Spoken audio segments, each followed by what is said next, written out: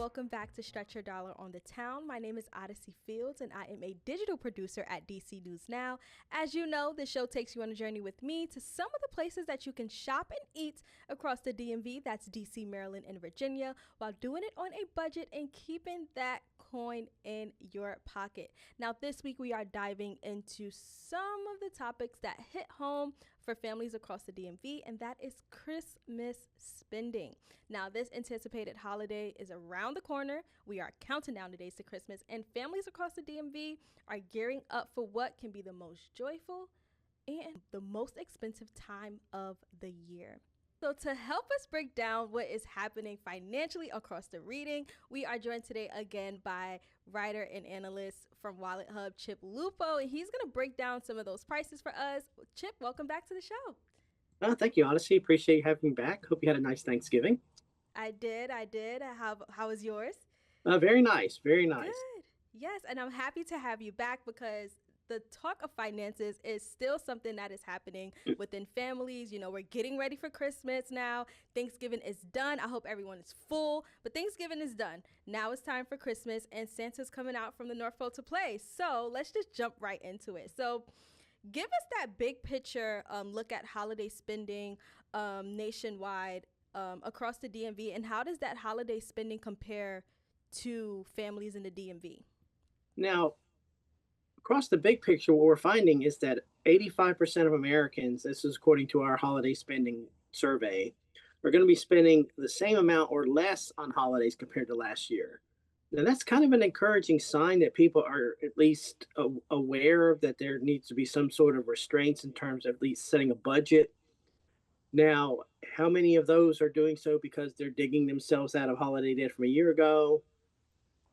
That remains to be seen. But it's encouraging that many people are at least aware of the spending, even though people on the whole are going to be spending more. And Black Friday shattered all kinds of records in terms of turnout and money spent. But that doesn't necessarily mean you're getting the most bang for your buck with the prices, with everything pretty much still inflated over the last few years. Even though if you're smart enough and savvy enough to take advantage of discounts, you can still get some pretty good savings. Yeah. Speaking of Black Friday, I was definitely out there shopping. I was able to get some of my Christmas gifts bundled up for Black Friday. But so are residents going to be are DMV residents going to be shopping earlier this year for Christmas, or did everyone kind of just bomb that Black Friday holiday shopping sales? Well, I think everybody, it was pretty consistent. I think there was, again, Black Friday numbers were through the roof in terms of the amount of money spent. But I still think you're seeing this sort of a 50-50 split between shopping and online, because retailers for Black Friday, their sales oftentimes do extend to their website so people can easily log on and get the items that they want. Now, again, because of course, cost of living is very high in DC, so you have to be really, really thrifty about how you stretch your spending of dollars. Gotcha. So last time we spoke, the holiday budget was for families across the DMV. We saw that ballpark range about $2,000 to $3,000. Do you think that number is going to fluctuate at all? Do you think we're going to see any changes and that it might go up a little bit, or is just going to stay in that ballpark? It's going to stay in that ballpark, probably within a variance of like a couple of $100 here or there, Okay. depending on where people are shopping. Now, again, higher income places like Montgomery County, Rockville, Maryland are top of the list. And the district itself is pretty close to the bottom. Now, that's relative, Yeah. based on the median annual incomes. But again, it is encouraging to note that people are setting holiday budgets. Now, whether they stick to them or not is another story, but it is an encouraging sign, especially when we're looking at credit card debt at an average about a little over $10,000 per household. So I think people are starting to be a little bit more aware of their finances. Maybe Yeah. they are digging themselves out of a hole from a year ago, but people are, for the most part, being at least a little bit more aware. Now, let's see post Black Friday how much discipline people actually have when they've gone shopping. Okay. Okay. So let's quickly talk about buying Christmas gifts for your loved ones. I know that me personally, I'm doing everything on the sale. I picked up a lot of stuff for Black Friday. What are some gifts that people across the DMV and families across the DMV can get for their loved ones that aren't too expensive? I know a lot of gaming systems normally come out during this time period. A lot of different games for those gaming systems can also be expensive. So what are some other budget-friendly options that people can get for their loved ones this year? Don't be um, don't be shy or embarrassed about thrift stores. You can get some really good deals around at thrift stores on items such as furniture, even clothing, those types of things. It's a good time to do it, particularly if you're in an area near a college or university, because a lot of times when the kids are moving out of the dorms at the end of the semester, they're looking for some quick cash for some holiday spending, so they're donating items to the thrift store. So take advantage of that and take some time, and you'll find there's a chance you'll find some pretty good deals. Now, as far as particular items, consumables are always a good idea. You can bake cookies, fudge, or create maybe like a hot chocolate mix, DIY kits, Yeah. experiences. That's enough. Yeah, just whether it's just like a little quick weekend away or just some quality family time, creative homemade type gifts, and also what we call the consumer packaged goods, disposable type items, whether it's food items or cosmetics. Maybe there's some Mm. cosmetic bath salts, those types of things, candles. Those are usually pretty affordable. So find what your the people on your gift list, what they're into. And again, gift cards. I don't know if we spoke on that last time or not, but those make good or practical ideas, particularly if it's from a retailer or for an item that someone on your list is really into. Gotcha. Now, last thing. Give me two budgeting tips for Christmas gift shopping. Just two. What are your top two? Well, the top two is to create a budget with a maximum price of what you're willing to itemize your list and make sure there's a maximum price, because even with a sale price, that amount might still be a little bit more than you're willing to pay. So don't wait to the last minute on that, and always avoid the impulse buying, Yes. which ties into, because usually what happens is when people who wait for the last minute, they're just going to buy something just for the sake of buying something, because A, the item you were originally looking for may not be in stock, and then B, you're in a rush and you may be shopping for an item that maybe you haven't researched, you don't know if you're getting a good deal on. So don't wait to the last minute and avoid the impulse buys. Yeah, you're calling me out here. You are calling me out because I am a last person impulse buyer all the time. But thank you so much for those quick tips. I appreciate you, Chip, for joining us again. Thank you so much. Oh, my pleasure, Odyssey. You have a wonderful holiday season. Christmas is just around the corner, right? Now, I know that myself and other families across the DMV, they are juggling school lists, decorations, grabbing the gifts, but wrapping the gifts, that is a whole different story. That can be chaotic. I know sometimes my living room turns into a zoo. There's gift wrapping paper everywhere. There's tape everywhere. There is just little nitpicky things that are all over the place. I know sometimes we use ribbons. That's everywhere.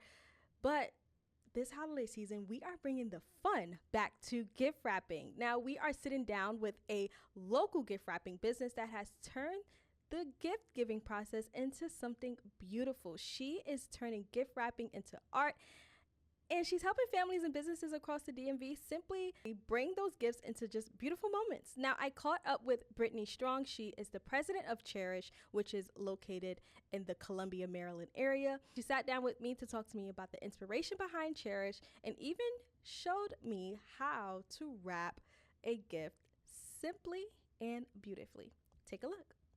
All right, guys, welcome back. So joining me is the owner of Cherish, Brittany Strong. She's going to give us some tips on wrapping those Christmas gifts and tell us how she got Cherish started. So Brittany, welcome to the show. Thank you for coming. Thank you so much for the opportunity and being a guest here today. Yes, welcome. I'm happy to have you in the studio. So let's just start from the beginning, okay?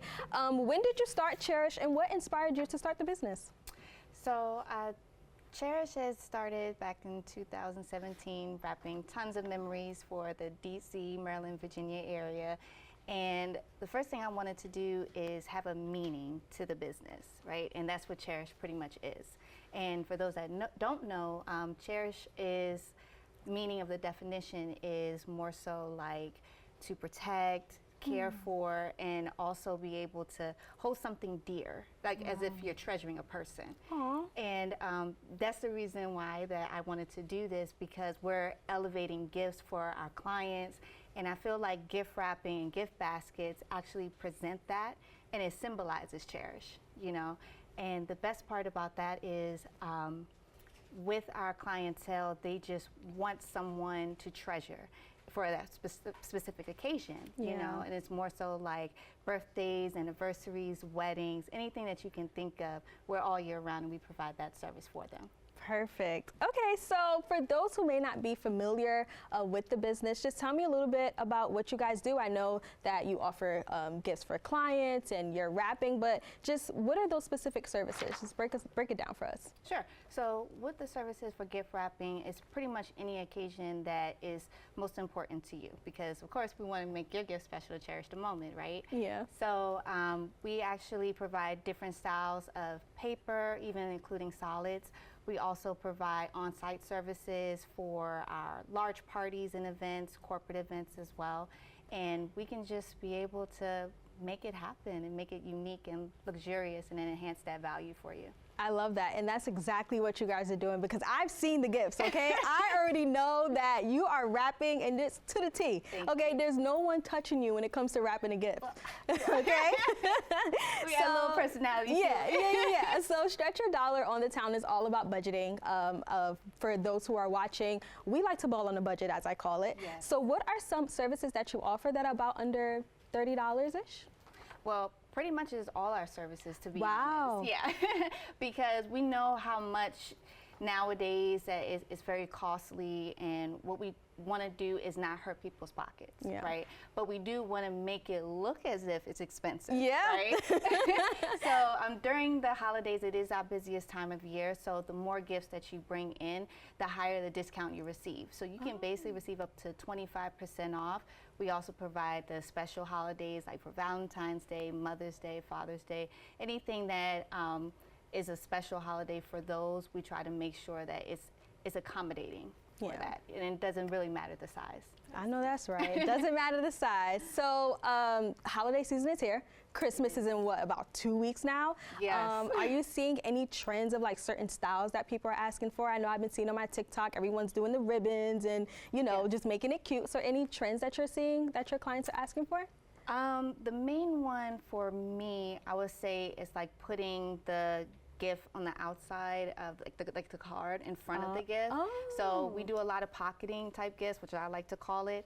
And one thing that I started seeing was more of like tulle ribbon, like the skirts that you actually see.